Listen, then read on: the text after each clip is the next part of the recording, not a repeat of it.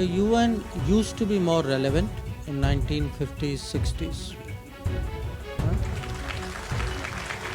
Those five who were the self-selected Chaudharis of the system, it was easier for them to dominate a smaller number of countries between whom there was a big gap. United Nations Security Council hasn't been able to prevent the wars ever since it was set up. I mean, most of the wars.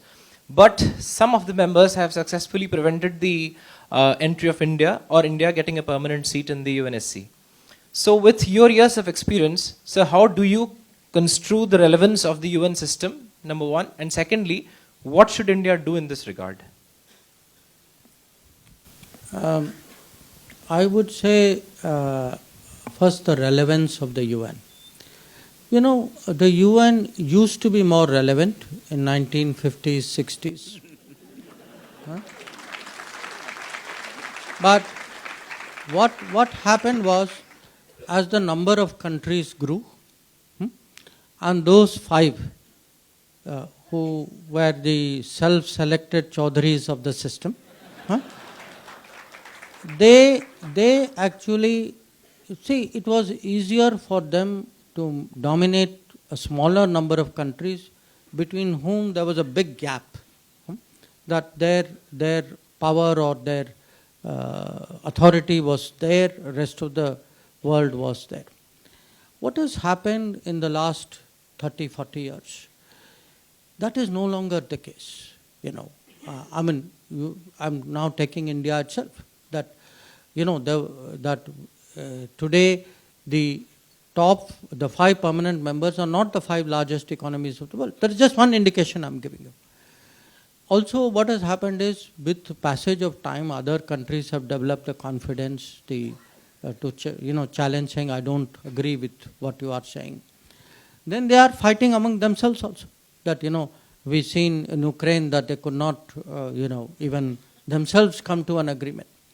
So, and even during COVID, everybody said COVID is, the worst thing which has happened. It was, if you look at the number of people who died, the number of deaths in the world would compare with what happened in a world war.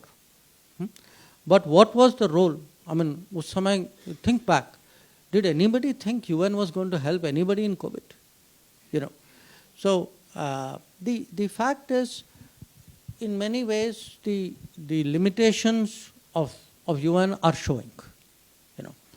Now, in normal life, in anything, when some product or some organization, any organization gets older, what do?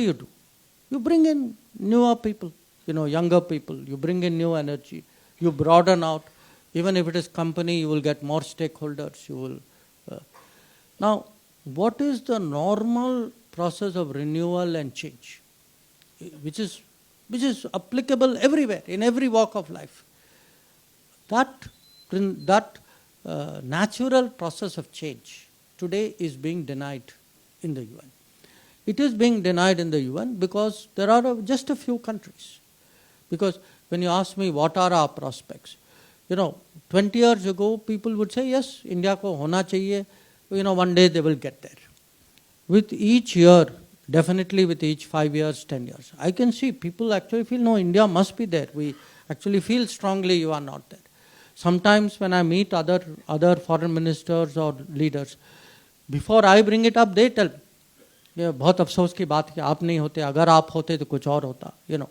That feeling is very much there, and people also realize our value, because just I give you अभी जो हमारा G20 का अनुभव जो था, G20 after the Ukraine conflict started was in a very difficult situation, because between Russia and Western countries there was a complete disagreement, and many of the developing countries, जो हम global south कहते हैं, they felt that their interests on trade and debt and these were being ignored.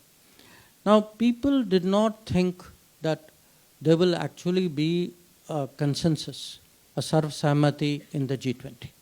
There was no expectation that the Delhi meeting in September will produce a united outcome.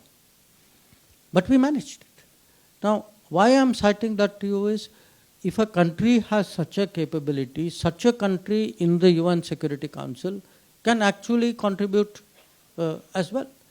But I would say, with each passing year, the feeling in the world is India ko hona chahiye. I can feel that support. Like in many cases, you have to continue, you have to persevere. The world does not give things easily and generously. कभी कभी लेना भी पड़ता है.